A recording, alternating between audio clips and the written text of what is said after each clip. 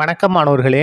இந்த வீடியோவில் 10ஆம் வகுப்பு கணிதம் அலகு 3 இயற்கணிதம் இதில் பயிற்சி 3 6ல் முதல் கணக்கு பார்க்க போகிறோம். என்ன கொடுத்துருக்காங்க பாருங்க, கூட்டுக.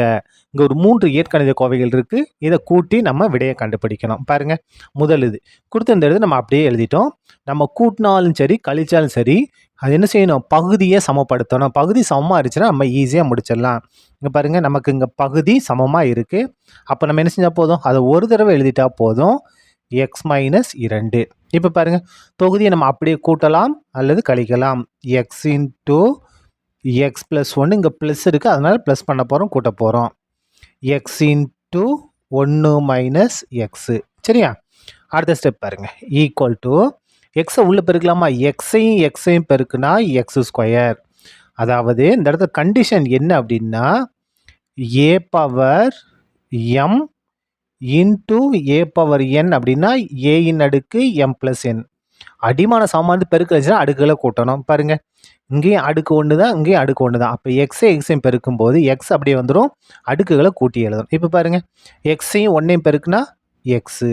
சரியா, ப்ளஸ் இப்போ பாருங்கள், இதை உள்ளே பெருக்க போகிறேன். எக்ஸையும் 1ஐயும் பெருக்குனா எக்ஸு, ப்ளஸ்ஸையும் மைனஸையும் பெருக்கினா மைனஸு, எக்ஸையும் பெருக்கினா என்ன வந்துடும், x square by X minus 2. எந்த மாற்றமும் இல்லை, அப்படியே வந்துடும். அடுத்த ஸ்டெப் பாருங்கள், எது cancel, plus X square minus X square cancel ஆயிரும். ஈக்குவல் டு இங்கே ஒரு எக்ஸு ப்ளஸ் ஒரு எக்ஸு, ஒரு எக்ஸு ப்ளஸ் ஒரு எக்ஸ்னால் கூட்ட போகிறோம். கூட்டினா என்ன வரும், 2 எக்ஸு.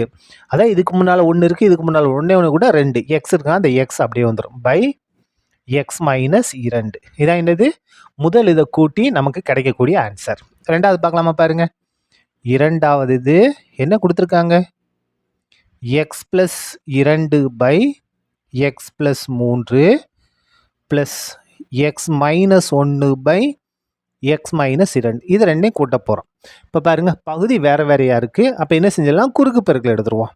குறுக்கு பெருக்கல் என்ன செய்யணும், முதல்ல பகுதியை பெருக்கணும். பகுதியில் என்ன இருக்குது பாருங்கள், X plus 3 into X minus 2. பகுதியை பெருக்கியாச்சா, இப்போ குறுக்க பெருக்கணும். எக்ஸ் ப்ளஸ் 2ஐயும் எக்ஸ் மைனஸ் 2ஐயும் பெருக்க போகிறோம்.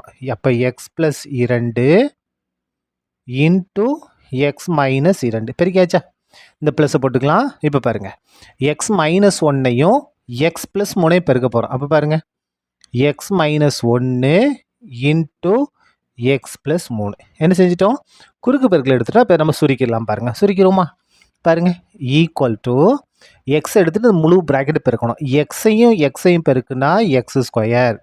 அடிமான சமமாக இருக்குது, அடுக்களை கூட்டணும். அதுக்கடுத்து பாருங்கள், எக்ஸையும் மைனஸ் 2ஐயும் பெருக்குனா மைனஸ் 2 எக்ஸு. என்ன செஞ்சிட்டோம், எக்ஸ் எடுத்துகிட்டு முழு ப்ராக்கெட் பெருக்கிட்டோம். இப்போ 2 எடுத்து பெருக்கப்போம். 2 எக்ஸையும் பெருக்குனா 2 எக்ஸு. என்ன 2 எக்ஸு, ப்ளஸ் 2 எக்ஸு. ப்ளஸ்ஸையும் மைனஸையும் பெருக்குனா மைனஸு, 2 2 4, 2 2 4. இதை பெருக்கிடுமா, அப்படி இங்கே வாங்க, ப்ளஸ் அதே மாதிரி தான் எக்ஸ் எடுத்து முழு ப்ராக்கெட் பெருக்க போகிறோம். மைனஸ் 1 எடுத்து முழு ப்ராக்கெட் பெருக்குவோமா, எக்ஸையும் பெருக்குனா எக்ஸ் ஸ்கொயர், எக்ஸையும் 3ஐயும் பெருக்குனா 3 எக்ஸ் ப்ளஸ் 3 எக்ஸ். அதுக்கடுத்து பாருங்கள், மைனஸ் 1 எடுத்து பெருக்குவோமா, மைனஸ் 1 எக்ஸையும் பெருக்குனா மைனஸ் எக்ஸு, ப்ளஸ்ஸையும் மைனஸையும் பெருக்குனா மைனஸு, 1 3 3, 1 3 3. சரியா, பை இந்த பகுதியில் நம்ம அப்படியே எழுதிக்கலாம். என்ன இருக்குது பாருங்கள், X plus 3 into X minus 2. சரியா, இப்போ இதில் நமக்கு எது இதெல்லாம் கேன்சல் ஆகும் பாருங்கள், ப்ளஸ் 2 எக்ஸும் மைனஸ் 2 எக்ஸ் கேன்சல் ஆகிரும். இது plus 2 X minus 2 X cancel ஆகிடுச்சு. மிச்சம் பாருங்கள், இங்கே ஒரு எக்ஸ் ஸ்கொயர் இருக்குது, இங்கே ஒரு எக்ஸ் ஸ்கொயர் இருக்குது. ஒரு எக்ஸ் ஸ்கொயர் ப்ளஸ் ஒரு எக்ஸ் ஸ்கொயர், ஒன்றே கூட 2 எக்ஸ் ஸ்கொயர் அப்படியே வந்துடும். சரியா, அதுக்கு அடுத்த எக்ஸ் உறுப்பு பாருங்கள், இங்கே 3 எக்ஸு, இங்கே மைனஸ் 1 எக்ஸு. 3 எக்ஸில் ஒரு எக்ஸை கழிச்சா 2 எக்ஸு, பெரிய நம்ம ப்ளஸ் இருக்கா, அதனால் ப்ளஸ் 2 எக்ஸு. அதுக்கடுத்து மாறிலி பாருங்கள், இங்கே ஒரு மைனஸ் 4, இங்கே ஒரு மைனஸ் 3, ஒரே குறினா கூட்டணும். அப்போ 4 3 கூட்டினா 7. என்ன 7, மைனஸ் 7 பை, இப்போ பாருங்கள் பகுதியில் எந்த மாற்றமும் இல்லை. என்ன இருக்குது, X plus 3 into X minus 2. இதான் என்னது, நமக்கு தேவையான ரெண்டாவது இதோட ஆன்சர். அடுத்தது மூணாவது பார்த்துருவோம். பாருங்க, மூணாவது இது என்ன கொடுத்துருக்காங்கன்னா, எக்ஸின் அடுக்கு 3 by X minus Y plus ஒய்யின் அடுக்கு 3 by Y minus X equal to இந்த இடத்துல பாருங்கள் ஒரு சின்ன இது நம்ம கணக்கை ஈஸியாக இது பண்ணிடலாம் பாருங்கள் எக்ஸின் அடுக்கு 3 by X minus Y plus ஒய்யின் அடுக்கு 3 பை இந்த இடத்துல பாருங்கள் இந்த இடத்துல என்ன இருக்குது பாருங்கள் ஒய் மைனஸ் எக்ஸ்னு இருக்குது.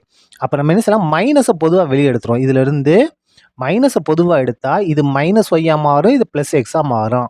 அப்போ ப்ளஸ் எக்ஸை முதல்ல எழுதிடுவோம், அதுக்கடுத்து ரெண்டாவது இந்த மைனஸ் ஒய்யை எழுதிடுவோம். சரியா? இந்த ஸ்டெப் உங்களுக்கு புரியுதா பாருங்கள். மைனஸை நம்ம பொதுவாக எடுத்தோம்னா ப்ளஸ் இருக்கிற மைனஸ் ஆகும், மைனஸ் இருக்கிற ப்ளஸ் ஆகும். மைனஸ் எடுத்துட்டோம், அப்போ இது ப்ளஸ் ஒய் மைனஸ் ஒய்யாக மாறும், மைனஸ் எக்ஸு ப்ளஸ் எக்ஸாக மாறும்.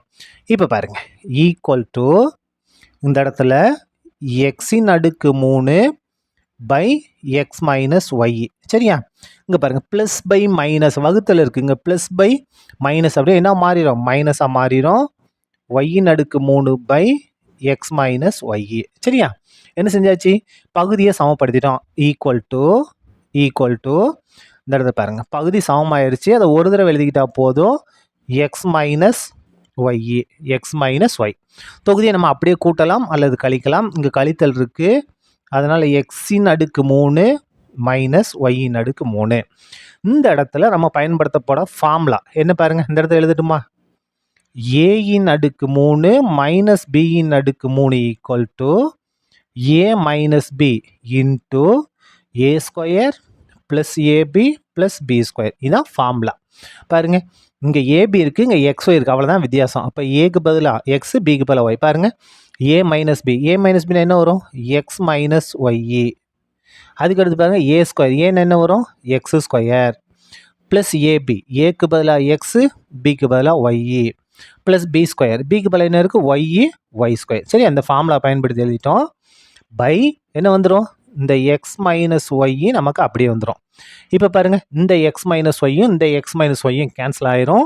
மிச்சம் என்ன இருக்குது பாருங்கள், மிச்சம் x square plus xy plus y square. இதான் மிச்சம் இருக்குது. இதான் என்னது நமக்கு தேவையான ஆன்சர், அதான் கூட்டி கிடைக்கக்கூடிய ஆன்சர். சரியா? அவ்வளோதான், இந்த கணக்கு முடிந்தது. நன்றி.